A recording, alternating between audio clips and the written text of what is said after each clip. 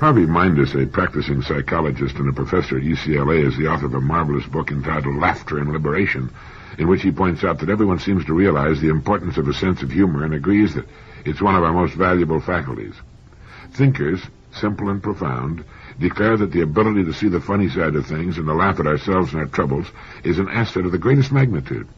It can help us contend with adversity, derive greater joy out of living, and maintain our sanity, yet no one seems to know how to cultivate it. The kind of humor that deserves to be called therapeutic is not the kind that enjoys jokes and comic routines. For delightful as they may be, they are contrived and superficial, bearing about the same relation to therapeutic humor as pretty pictures do to real art. The kind of sense of humor that can help us maintain our sanity moves beyond jokes, beyond wit, beyond laughter itself. It must constitute a frame of mind, a point of view, a deep-going, far-reaching attitude to life. A cluster of qualities characterizes this peculiar frame of mind, and here some of them are. Flexibility. In this case, a person's willingness to examine every side of every issue and every side of every side. Spontaneity. His ability to leap from one mood or mode of thought to another. Unconventionality. His freedom from the values of his time, his place, and his profession. Shrewdness. His refusal to believe that anyone, least of all himself, is what he seems to be. Playfulness. His grasp of life as a game, a tragic-comic game that nobody wins, but that does not have to be won to be enjoyed. And humility, that elusive quality exemplified by the rabbi in this traditional story. A wise old rabbi lay dying, so his disciples lined up next to his deathbed to catch his final words. They arranged themselves in order from the most brilliant pupil to the most obtuse. The brilliant one bent over the prostrate form and whispered, "Rabbi, what are your final words?" "My final words," murmured the ancient rabbi, "are, life is a river." The disciple passed it on to the person next to him, and the phrase traveled like wildfire down the line. When it reached the oath at the end, however, he scratched his head in perplexity. "What does the rabbi mean, life is a river?" he asked. The question, of course, traveled back up the line. "What does the rabbi mean, life is a river?"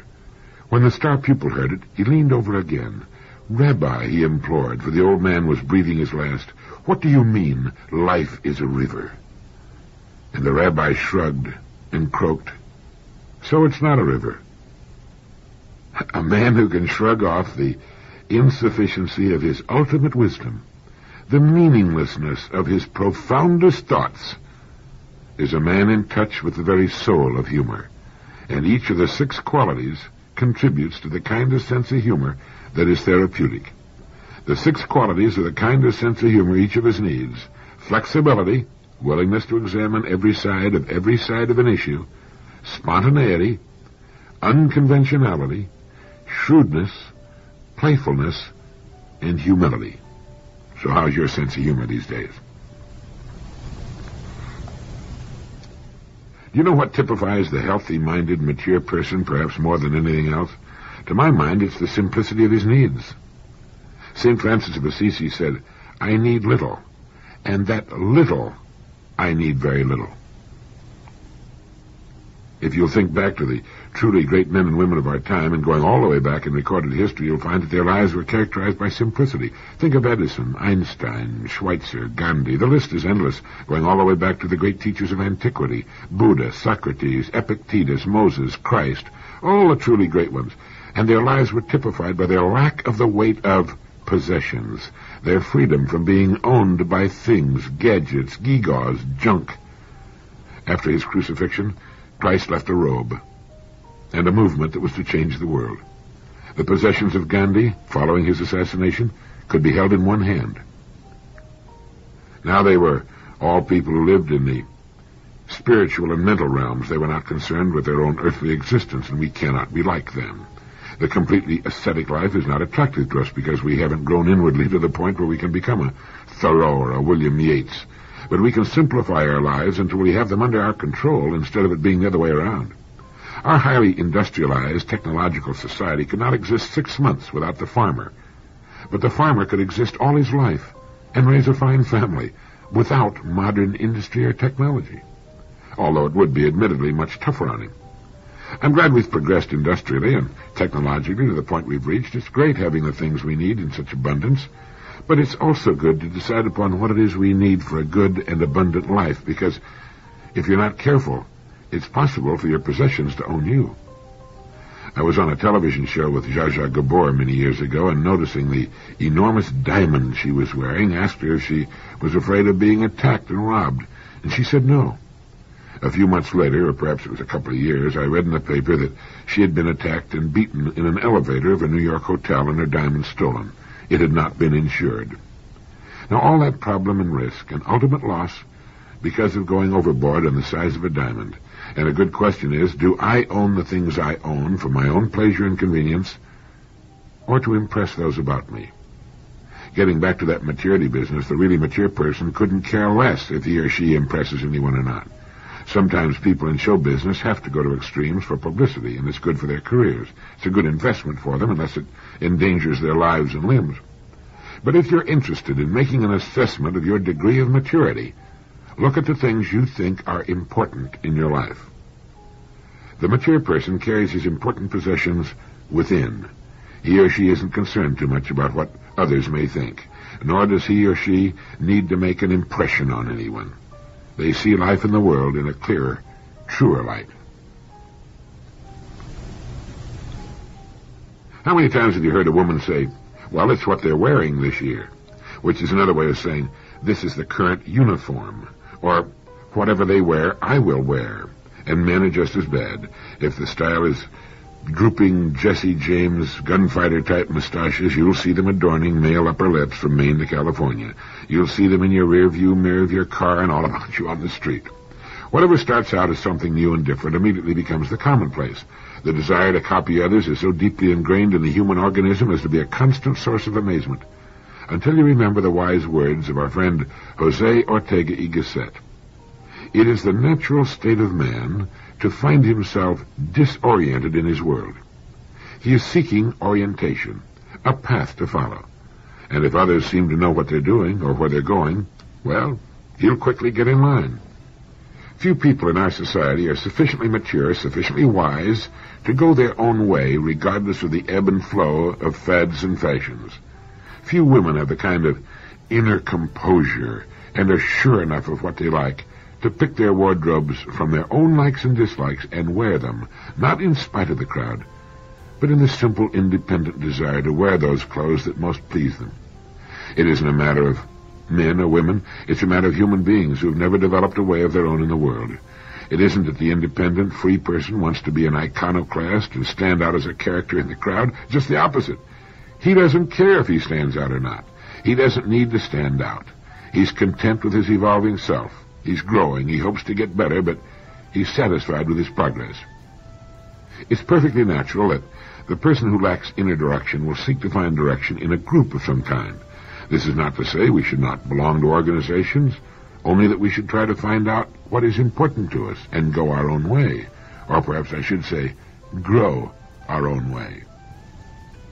I was rereading Dana's great classic, 2 years before the mast, and his description of California and its people back in the 1830s when it still belonged to Mexico, and of his fascinating adventures as an ordinary seaman. And he mentions that when the sailors on his ship got an occasional liberty, they would go to the nearest saloon, get thoroughly plastered, and finally be stripped of their possessions and tossed into the pokey, where they would have to be ransomed the next morning.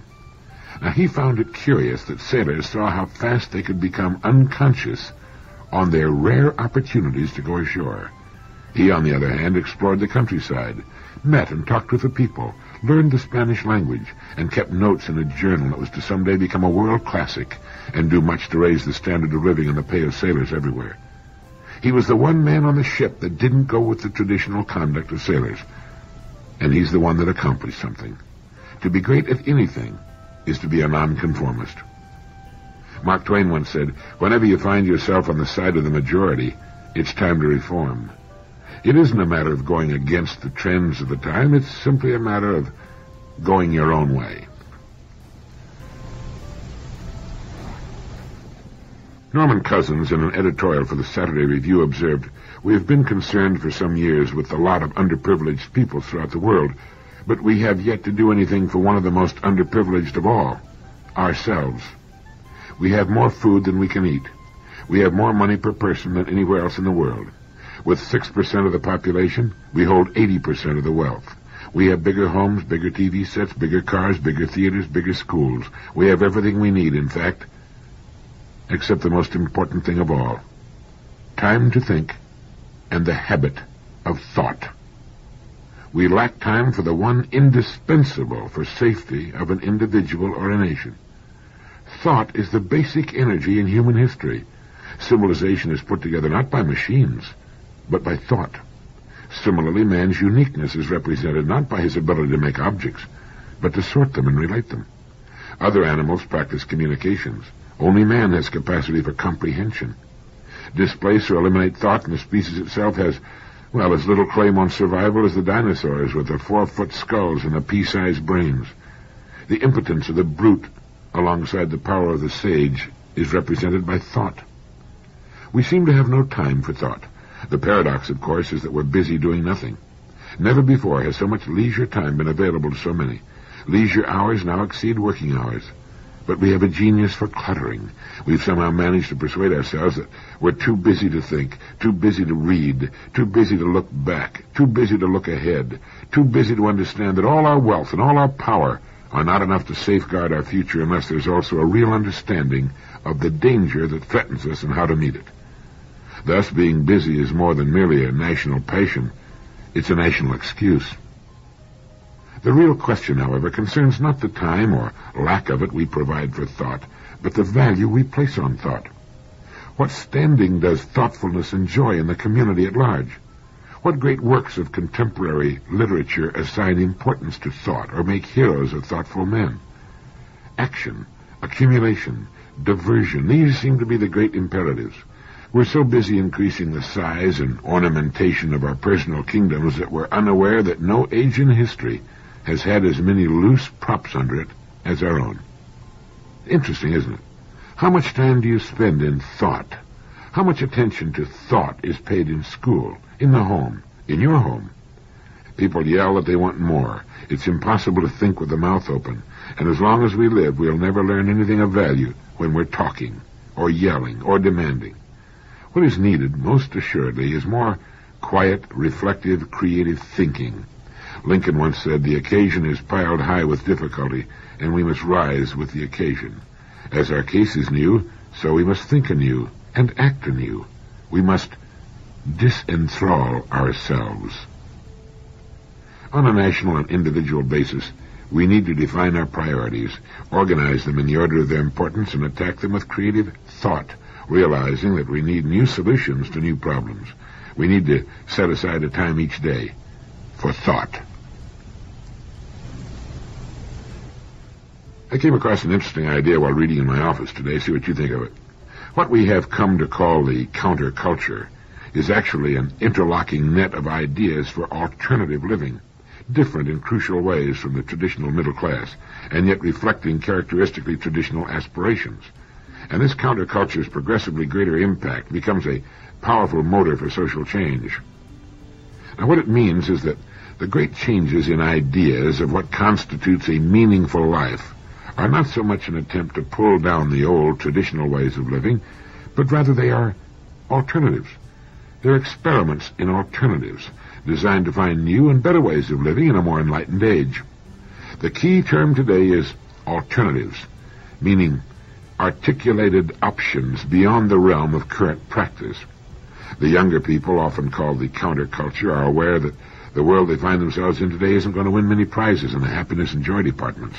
It's a curious thing, but people were much happier in this country back in the 30s and 40s, even the 50s, than they seem to be today.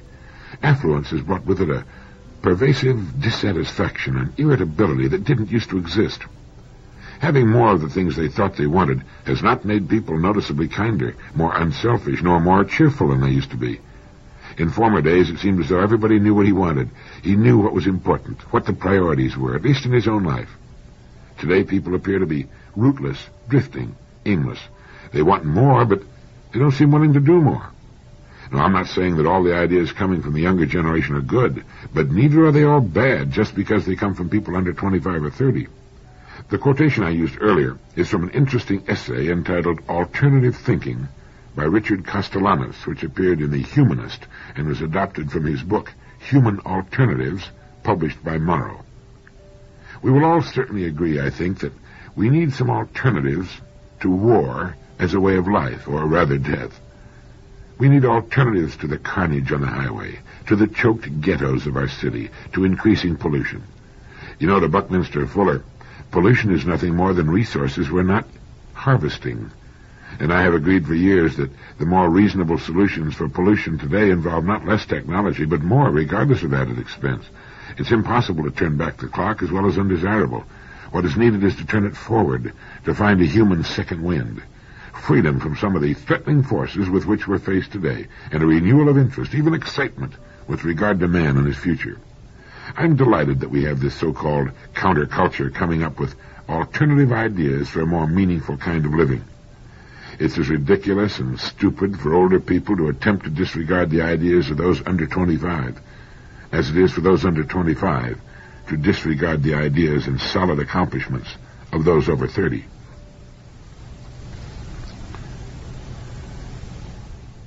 Have you ever thought about the fact that 99% of our business dealings are with the lowest paid, least interested, and poorest trained people of an organization? We deal with the checkout people and the bag boy, the receptionist, the telephone operator of our company, and in our financial transactions with the person behind the counter. When something goes wrong with one of our appliances, we don't deal with the president of a company or other high-ranking official. We deal with the serviceman or woman, usually man, and in the case of our car, with the service manager and the mechanic.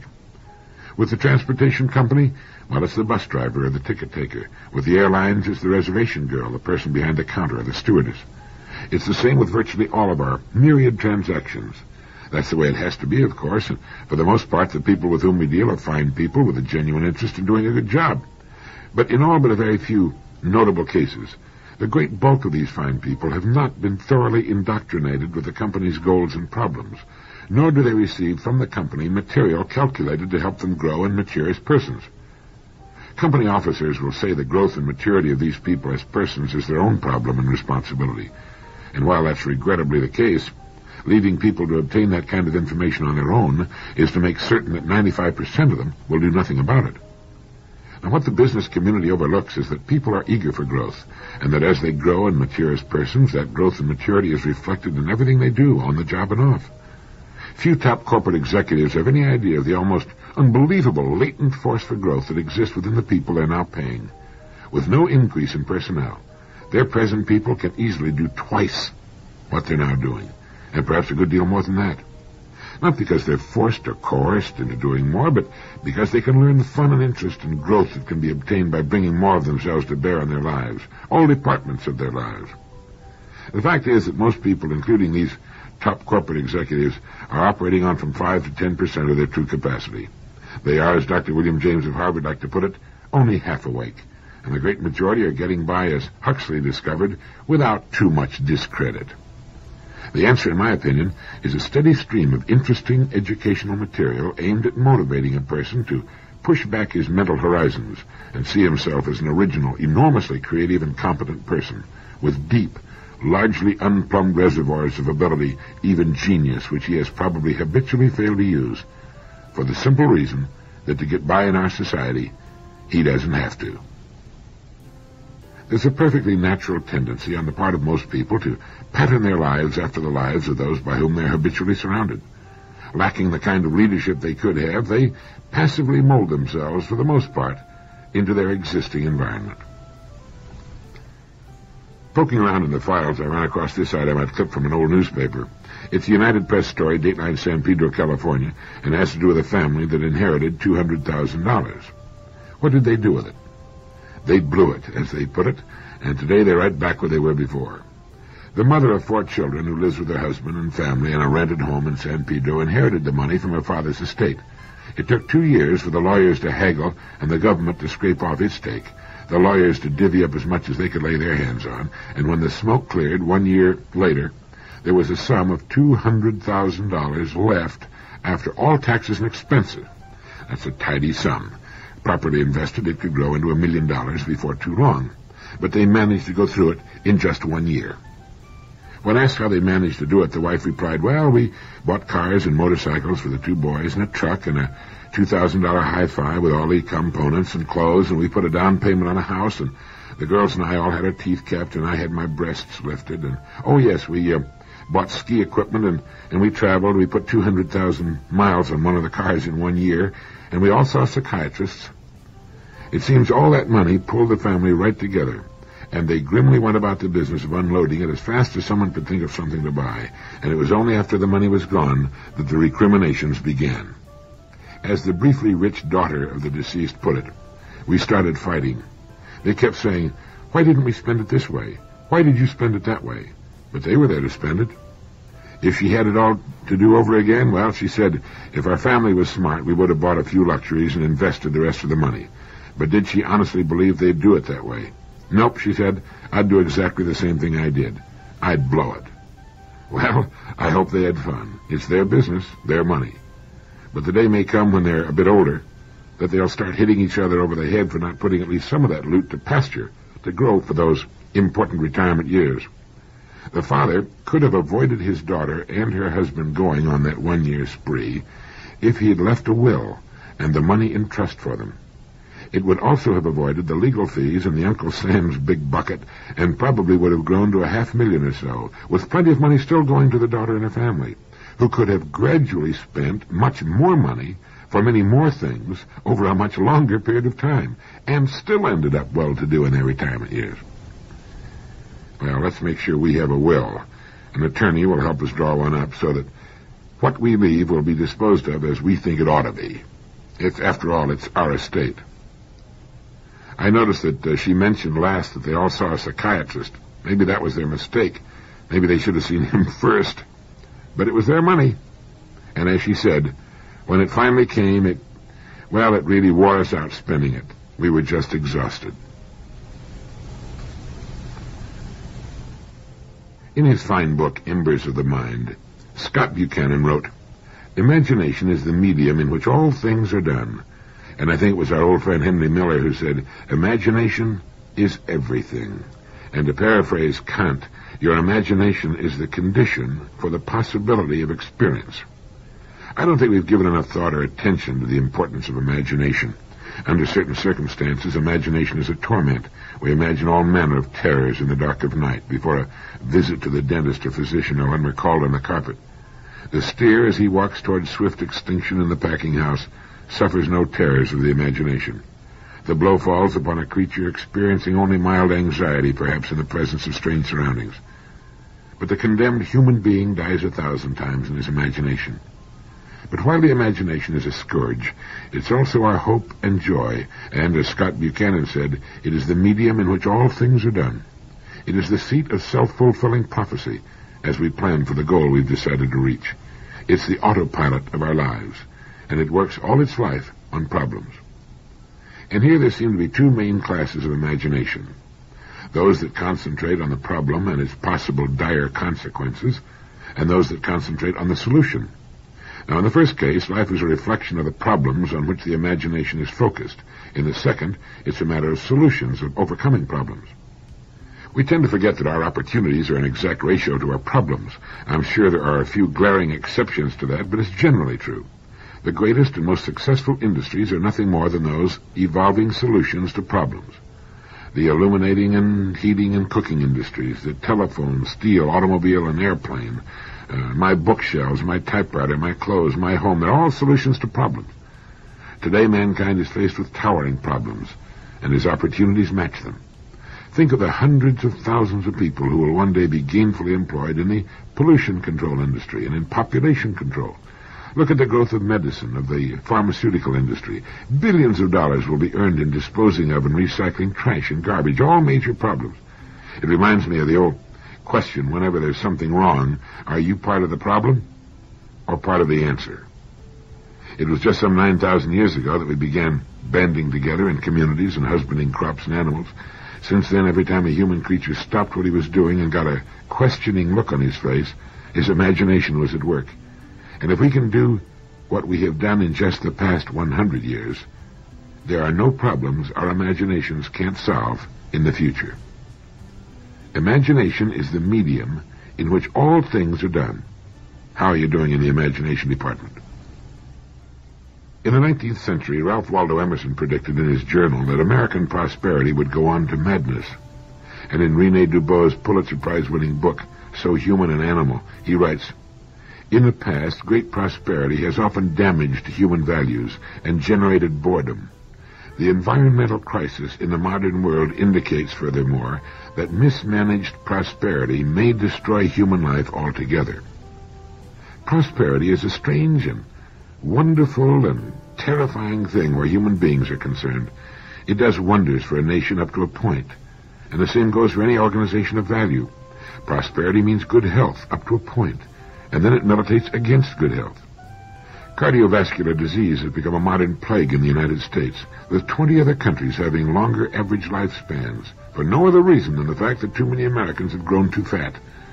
Prosperity can put a pacemaker in the heart of an infant otherwise doomed, and then kill him 10 to 20 years sooner than he might otherwise live by fattening him to death.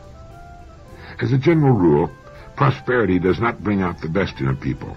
Up to a point, yes. Beyond that point, no. You know, in tests with chimpanzees, it was discovered that the young get along perfectly together, playing happily with virtually no discord whatever, until a possession is introduced into the group and given to one chimp. That chimp immediately becomes violently possessive, and the other chimps become restive, wanting whatever it is the one has. It destroys their relationship and introduces sullenness and bickering where before there was happiness and play. It often works the same way with nations or a community, and it seems people have a way of getting their priorities all fouled up. It's believed that much of the dissatisfaction found in so many millions of people who seem to be rushing headlong in shallow circles is due to mistaken priorities. They're affluent, all right, but often lack the maturity to determine what's really important and good and what isn't. They get confused about what things are simply means to an end and what things are ends in themselves. And after 20 years or so slip by, they find themselves standing in the middle of a great collection of junk, which is all in various stages of obsolescence. They often appear like children in a room full of toys, too many toys, so many toys that they're bored to death with toys. As Rene Dubos put it, in the past, great prosperity has often damaged human values and generated boredom. It seems to many people who have an immature sense of values that there's nothing more to buy. So now what do? Like wind-up toys that have run down, they stand in the midst of all that they once wanted and find that it's not enough. Not nearly enough.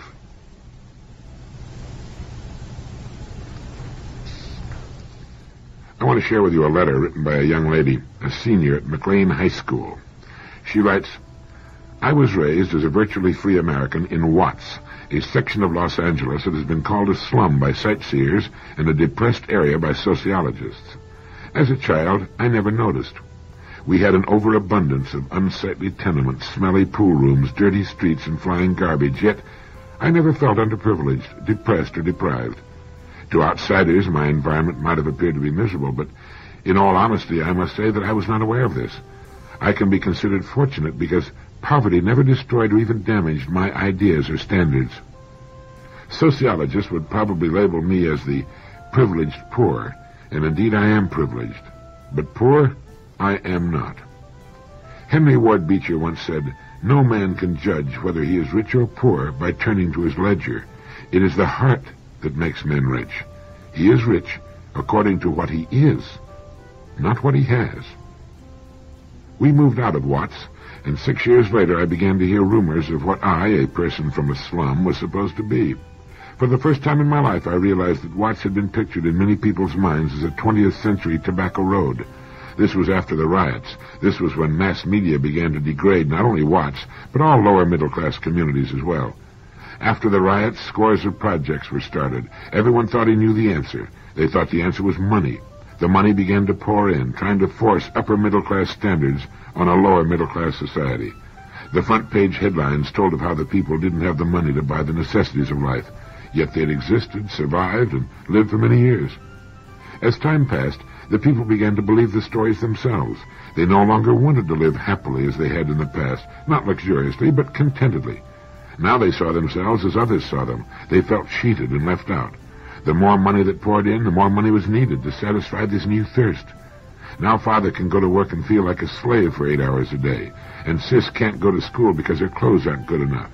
You can bet that when they sit down to meatloaf, they think of others eating steak. All the bills in the legislature can't stop poverty. All the money in the treasury can't buy poverty. People cannot advance as a group until they have the desire to do so. In order for the poor to come out of poverty, they must take the first step themselves. As a teenager and as a former citizen of Watts, I feel that now is the time to inform the younger generation that they can change the present conditions when they accept the fact that no one owes them anything, that now is the time to take the first step out of the impoverished area. As Booker T. Washington phrased it, cast down your buckets where you are. I am, according to books, magazines, and movies, an underprivileged, deprived, depressed person with supposedly no hope for the future. But I stand as a symbol.